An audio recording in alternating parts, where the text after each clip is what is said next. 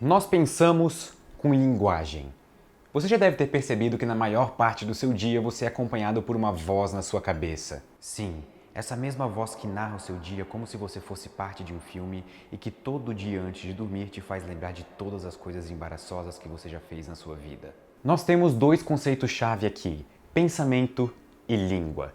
Embora os dois pareçam estar intrinsecamente conectados, na verdade é um problema em aberto a origem dos nossos pensamentos e qual papel a nossa língua tem neles. Se você for universalista, então para você a linguagem é algo inato e universal a todos os seres humanos. Em outras palavras, todos nós nascemos podendo pensar e a linguagem surge apenas como um reflexo dos nossos pensamentos. Especialmente para a linguística, isso significa que, como o nosso pensamento gera a nossa linguagem e toda a nossa linguagem é fruto do nosso pensamento, então toda linguagem tem os mesmos blocos de construção universais. Resumindo, embora a linguagem possa ser moldada pela cultura e contexto em que um indivíduo vive, todos os seres humanos vão conseguir pensar e interpretar o mundo da mesma maneira. Um experimento feito em 1972 tentou avaliar a diferença entre a percepção de cores entre duas línguas diferentes. O inglês, que possui várias palavras diferentes para várias cores diferentes,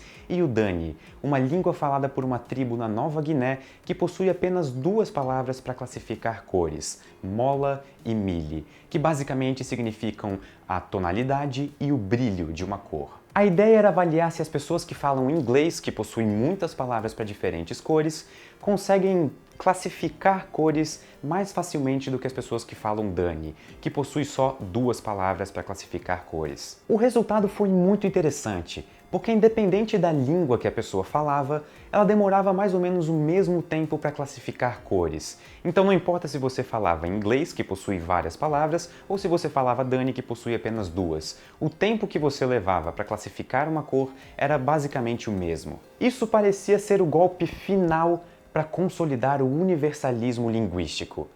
Será? Alguns pensamentos e ideias podem ser universais, e algumas pessoas sugeriram que nesse exemplo da classificação das cores não houve diferença por causa da língua, porque nós estávamos avaliando a percepção de um objeto, mas que se fôssemos fazer um outro experimento, só que dessa vez analisando conceitos ao invés de objetos, então diferenças linguísticas teriam um papel significante. E é aqui que entra a relatividade linguística.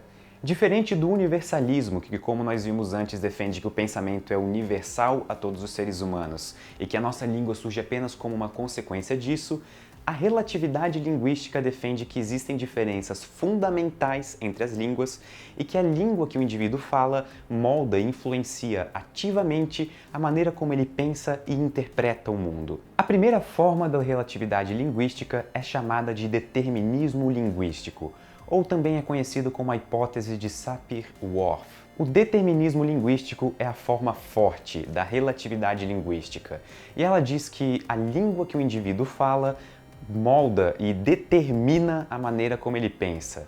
E isso de fato é uma afirmação forte, porque isso basicamente é dizer que sem uma língua não existe pensamento. E nós não precisamos buscar muito longe para encontrar exemplos que refutem essa ideia.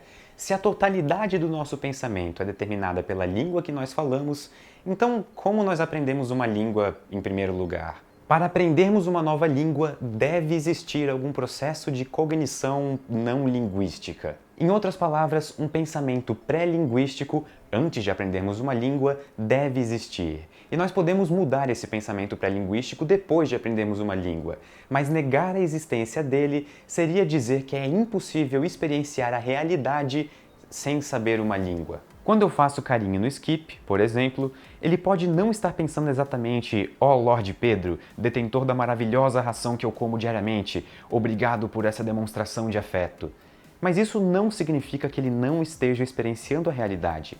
Ele sente a demonstração de afeto e responde a ela, mesmo que ele não use uma linguagem complexa como a dos humanos. O relativismo linguístico não explica e quase ignora a aquisição de linguagem, e isso é um problema imenso, e é por isso que hoje em dia a forma forte da relatividade linguística não é mais considerada verdade. Mas e se a nossa língua não determinasse o nosso pensamento, e sim influenciasse ele? Essa é a forma fraca do relativismo linguístico, e ela é importante por consertar os problemas da hipótese de Sapir-Whorf. Agora temos duas hipóteses concorrentes: o universalismo, que diz que o pensamento é universal e a linguagem surge como uma consequência disso, e o relativismo linguístico na forma fraca, que diz que, ok, o pensamento em alguns casos é universal, mas a língua que o indivíduo fala, pelo menos, influencia a maneira como ele pensa. E em 2017, um estudo pareceu mostrar que os defensores da relatividade linguística aparentemente estão no caminho certo. A língua que você fala muda sua percepção de tempo. Pessoas que falam português e sueco, por exemplo, parecem ter uma noção espacial de tempo. Quando chega ao final de um dia que parece ter horas demais, nós podemos dizer, meu, que dia longo ou que dia comprido. Só que pessoas que falam, por exemplo, o espanhol parecem ter uma noção volumétrica de tempo. Então eles chegam no final do dia e falam, que dia cheio. As pessoas que participaram do estudo foram expostas a dois tipos de animações. A primeira animação era de flechas crescendo com o tempo. Digamos que tem uma flecha que cresce 3 centímetros em 3 segundos e outra flecha que cresce 5 centímetros no mesmo tempo, 3 segundos. Para as pessoas que falavam sueco, que têm uma noção espacial do tempo, foi um grande problema estimar a quantidade de tempo que havia passado. Como elas têm uma noção espacial do tempo, para elas uma flecha maior significa uma distância maior e, consequentemente, um tempo maior. Já as pessoas que falavam espanhol e têm uma noção volumétrica do tempo não caíram nessa pegadinha e acertaram que os tempos foram mais ou menos iguais. Mas na segunda animação, ao invés de flechas, os pesquisadores utilizaram um volume sendo preenchido de baixo para cima. Dessa vez, os suecos, que têm uma noção espacial do tempo, não caíram na pegadinha do volume. Só que os espanhóis, que tratam e interpretam o tempo por causa da língua deles como volumes a serem preenchidos, erraram. Ok, mas até que ponto nós podemos afirmar que isso aconteceu por causa da língua que eles falavam? Ha! Que bom que vocês perguntaram. O experimento também foi feito com bilíngues que falavam tanto o espanhol quanto o sueco. E quando eles eram instruídos em espanhol, eles não tinham problemas para acertar a passagem do tempo utilizando as flechas. Só que eles continuaram errando nos volumes. E da mesma maneira, quando instruídos em sueco, eles erraram a passagem do tempo utilizando flechas e acertaram a do volume. Mas aí o experimento foi feito uma terceira vez e dessa vez ninguém foi instruído em nada. E os resultados entre as pessoas que falavam sueco e espanhol foram basicamente iguais. Mas até as pessoas que falavam espanhol tiveram problemas dessa vez para estimar a passagem do tempo no caso das flechas. Isso diz muito sobre o nosso cérebro. Talvez esse resultado nos leve a pensar que a visão universalista talvez esteja correta. Então todo mundo tem uma noção meio espacial do tempo, por isso que os espanhóis erraram também na percepção do tempo com flechas. Mas o experimento incrivelmente também mostra que a relatividade linguística pode estar correta.